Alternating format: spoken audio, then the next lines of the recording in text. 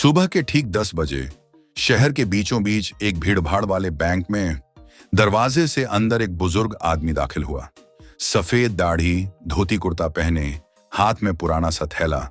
उसके चेहरे पर थकान साफ झलक रही थी, जैसे रात भर वो सो नहीं पाया हो।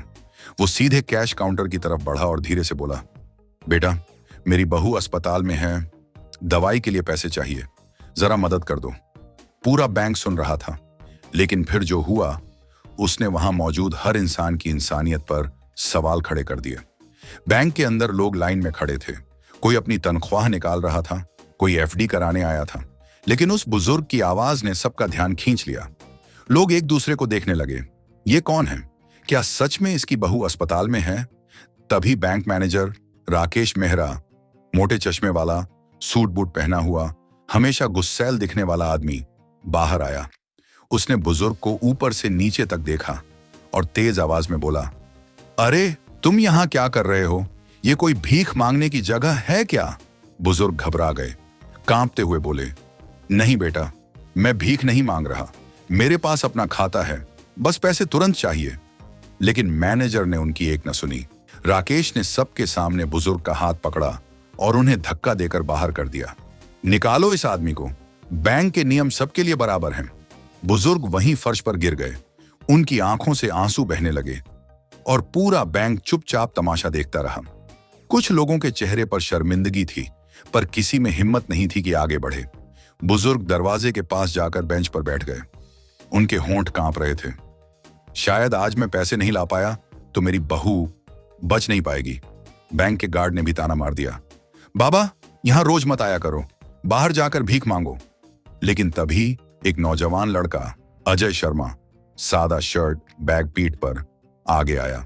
उसने बुजुर्ग का हाथ पकड़कर कहा, बाबा, चिंता मत करो, मैं हूं आपके साथ। पूरा बैंक फिर से चौंक गया। अजय ने बुजुर्ग को उठाया और सीधा मैनेजर के पास गया। अजय ने गुस्से में कहा, सर, इंसानियत नाम की भी कोई चीज होती है। अगर ये आदमी झूठ बोल भी रहा होता तो भी इन्हें यूं धक्का देकर बाहर निकालना सही है क्या? मैनेजर ठहाका मारकर बोला, तुम्हें नहीं पता, रोज ऐसे लोग आते हैं, अस्पताल, बीमारी, दवाई, यही बहाने बनाकर पैसे मांगते हैं।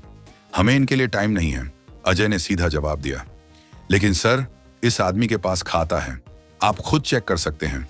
मन मारकर मैनेजर ने बुजुर्ग का खाता नंबर मांगा। सिस्टम में टाइप किया तो स्क्रीन पर जो नाम आया देखकर सबके होश उड़ गए। नाम रामकिशन लाल, पिछले 35 सालों से बैंक का खाता धारक, हजारों रुपए की बचत और बैंक की पुरानी एफडी। अजय जोर से बोला, देखा सर, ये कोई भीख मांगने वाला नहीं, ये तो आपके बैंक के पुराने ग्राहक हैं, जिन्होंने अपनी पूरी जिंदगी की कमाई यहीं जमा की है। और आज जब इन्हें सच में जरूरत पड़ी तो आपने इन्हें धक्के मारकर बाहर कर दिया। बैंक के अंदर सन्नाटा छा गया। लोग फुसफुसाने लगे, हमें तो पता ही नहीं था कितनी शर्म की बात है। रामकिशन जी रोते हुए बोले, बेटा, मैं हमेशा सोचता था कि मेरी मेहनत की कमाई मुझे कभी मुसीबत से बचा लेगी, लेकिन आज मेरी सबसे बड़ी गलती यही थी कि मैंने अपने पैसे ऐसे लोगों पर भरोसा करके जमा कर दिए। मैनेजर की गर्दन झुक गई। पहली बार उसके चेहरे पर शर्म दिखाई दी। अजय ने तुरंत बैंक से पैसे निकाले और बुजुर्ग के हाथ में रखे। बाबा, अब चलो, अपनी बहू को दवा दिलाते हैं। बैंक के सारे लोग खड़े हो गए।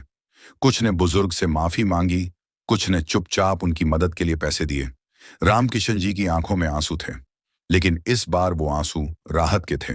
कहानी खत्म होते होते रामकिशन जी सिर्फ इतना बोले, पैसा खो जाए तो इंसान फिर से कमा लेता है, लेकिन इंसानियत खो जाए तो जिंदगी खाली हो जाती है। दोस्तों, ये कहानी हमें सिखाती है कि बैंक, पैसा, नियम सब अपनी जगह जरूरी हैं, लेकिन सबसे पहले जरूरी है इंसानियत। क्योंकि जब किसी की मदद की जा सकती है तो हमें उसके कपड़े या हालत नहीं, उसकी तकलीफ देखनी चाहिए।